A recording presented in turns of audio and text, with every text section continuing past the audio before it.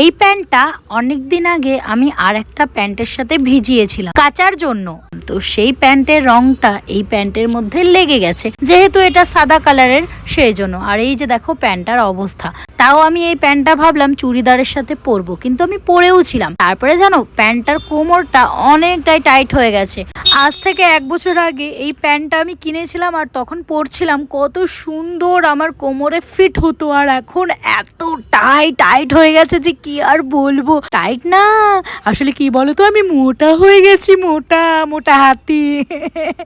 যাই হোক, মোটা হয়ে গেছি, একটু ডায়েট করতে হবে এবার থেকে। যাই হোক, যখন ডায়েট করবো তখন তোমরা দেখতেই পাবে ভিডিওতে। তো সেই প্যান্টটা ভালো করে সেলাই টেলাই খুলে নিলাম আর একটা বস্তার সাথে ভাবছি একটা পাপোশ বানাবো। তো এই যে দেখো কিভাবে কি করে সেলাই করি। আরেকটা কথা, আমি যেমন করে সেলাই করছিলাম তেমন করে তোমরাও করতে পারো, কিন্তু যাদের বড় মেশিন তারা তোমরা এই মোটা পার্টটা রাখতে পারো। আমি জানো মোটা পার্টটা রেখেছিলাম, ভাবলাম কেটে বাদ দেবো না।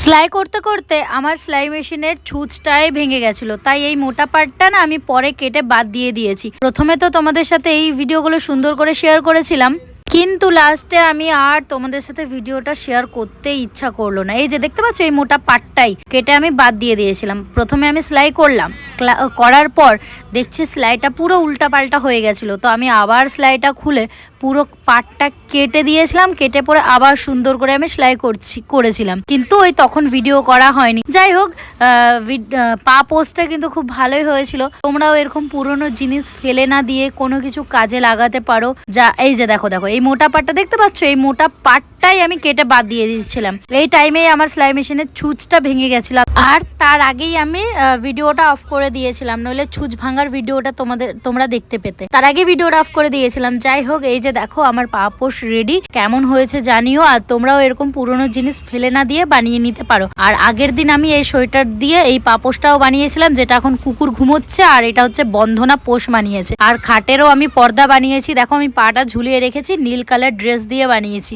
ভালো হয়েছে কিনা বলো তোমরাই কমেন্ট করে। আর মেন ভিডিওটা অলরেডি মাধবী প্রামাণিক ওই আইডিতে আপলোড আছে। তো চলো এই ভিডিওটা এখানেই শেষ করলাম।